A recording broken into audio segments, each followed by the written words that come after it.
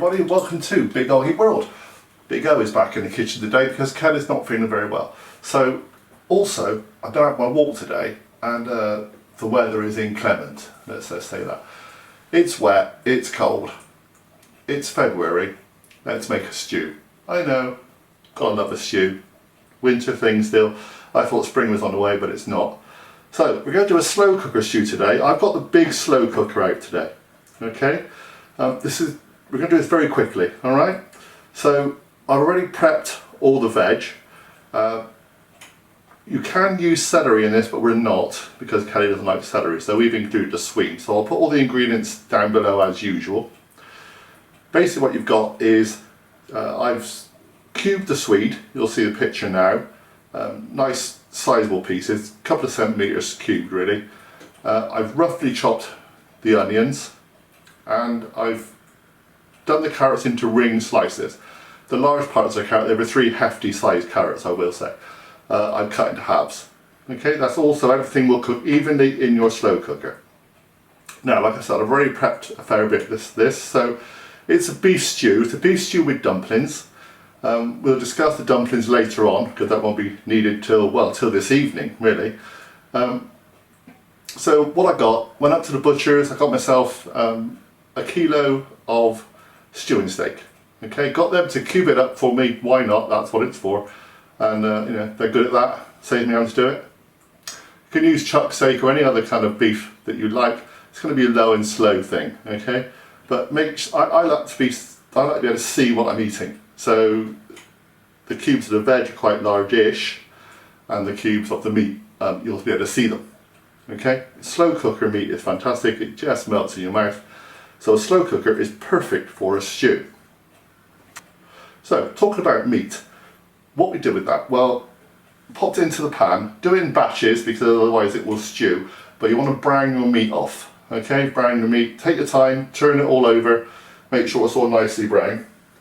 And then you take your meat and you put that into your slow cooker, but you leave the residual oils and things in your pan. Okay, we use a little bit of olive oil in the pan just to help brown the meat off. Then you will put your onions into that pan in the same juices and just soften them a little bit. Okay, we're using, there's various recipes for this, but the recipes I've got with this, because of the slow cooker, they're saying then put all your other veg into the pan and cook for about 12 minutes. That ain't going to happen, because as you can see, even with our pan, that's a lot of veg. So the idea of that is really just to warm through the veg, just to make it easier for the slow cooker. And obviously the idea of the meat being browned off is to give a little bit more flavour, but also give more colour, because as we know by now, slow cookers cook everything beige. Okay, so into the crock pot goes the meat, into the crock pot slow cooker goes all your veg. Now, what we're going to do now, we're going to take a glass of red wine, we're going to pop it in to our frying pan, just deglaze it, okay? There we go. Got a little bit of deglaze it. I'll just bubble off all the alcohol slightly. Whoop. There we go. And then we're going to pour that into the slow cooker. So it's a beef and red wine. Okay, but now you've got those extra juices from the pan. Yeah, nothing in there. I didn't need to give it a scrub round, I knew what there was in that pan. So that's that done. Turn your heat off. Now you need some more liquid in this, although obviously slow cookers don't really get rid of liquid, but this is a stew. This is not like a casserole where you don't get much liquid in it. So I've taken 3 beef stock cubes, and I put them into 800 ml of hot water, okay, boiling water. Just give it a bit of a stir a second. Using 3 because quite frankly you want a bit of real good beefy flavour in this. And I never trust a stock cube. 1, never going to be enough. 2, if you've ever watched Kelly's video for grandma's soup, which is brilliant, we actually put tins of oxtail soup in it. Okay? Poor man's beef consomme. So, that should be our stock, which we're now going to pour into this as well.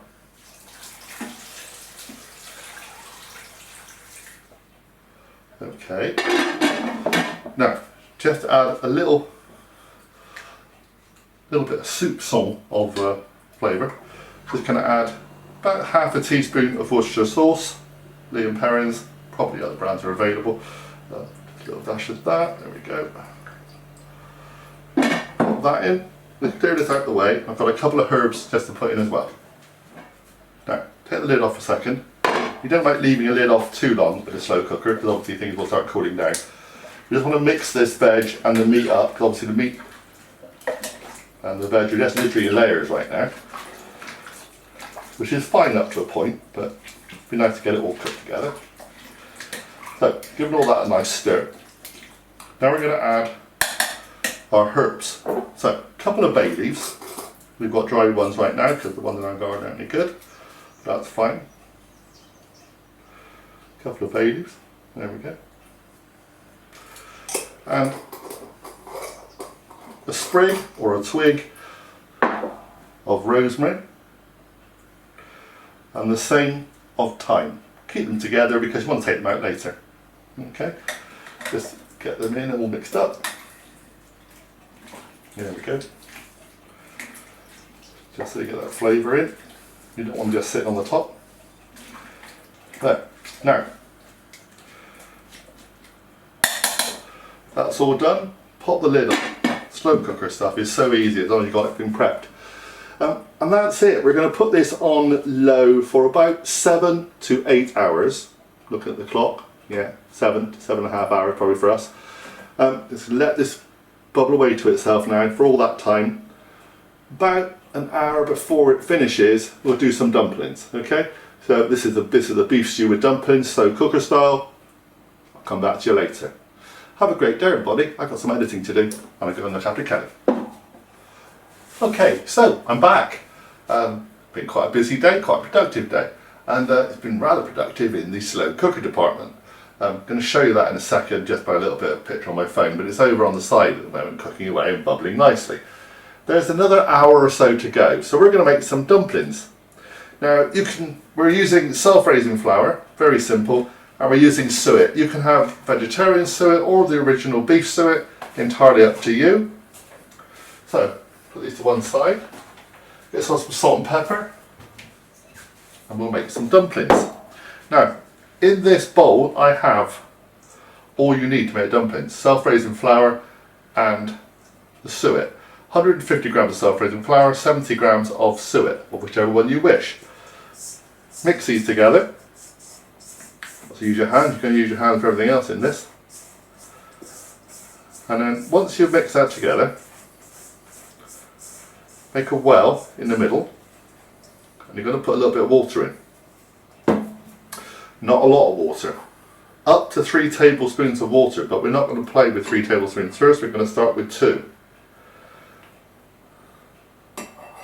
As Kelly said from her sickbed, John, if you're making dumplings, the less water the better. So, we'll put in 2, let's mix this up with a fork, with a knife, until it all comes together. It's going to take a little time. It may not look like anything's happening, but it will. Obviously, if it doesn't come together fully, add another tablespoon of water. So take your time. We add a bit of salt and pepper in there already when we start.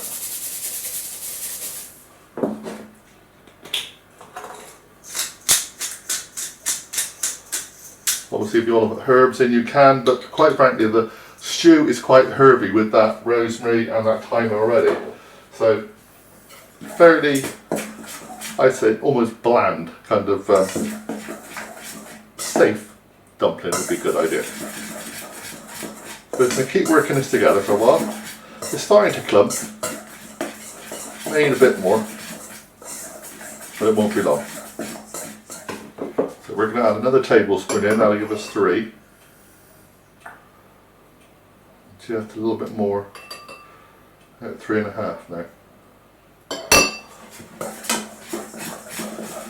And it really depends how dry your ingredients are and how well the suet reacts to the water. But it will start coming together. Just be patient. So, as you can see, hopefully you can see, it's coming together, but it's still not there. So I'm going to push the knife against the sides, or the spoon against the side, whatever you're using, to break the suet down. But we are going to need to get some more water in there. So we'll go 1 more tablespoon. We're just doing a little bit at a time right now. Not quite a tablespoon there, a bit more. There we go. And we keep pushing it to the sides until it all starts coming together. It might seem strange to just do this a bit at a time and take your time, but like we said, as little water as possible. So if you go over the top straight away, you can't recover it.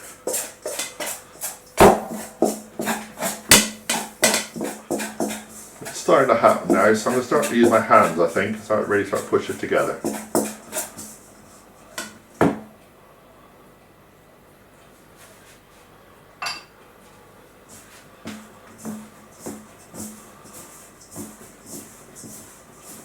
Okay, so there we go.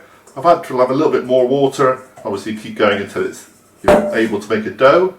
There we go. And it all holds together. Now, what I'm going to do now is going to flatten this slightly. I'm going to cut it into 8 pieces, because the idea is to make 8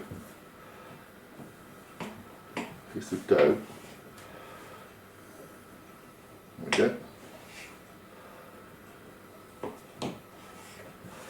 And we're going to roll those up into 8 little dumplings.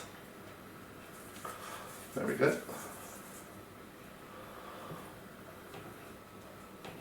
Perfect. Not the prettiest things in the world, they're dumplings. And then we're going to pop them in back in the stew, okay, in the slow cooker for another hour. Come back and I'll show you what it looks like after. Little dumplings, little for now. Hopefully, get a little bit bigger. See you in an hour. So, forgive the fact that I'm now sitting on a sofa. Heated blanket, I know. Must be cold. Must be winter time still. And stew time. Talking of stew, the stew is just finishing. The dumplings have all puffed up beautifully. Well done to me. And we're just dishing it up.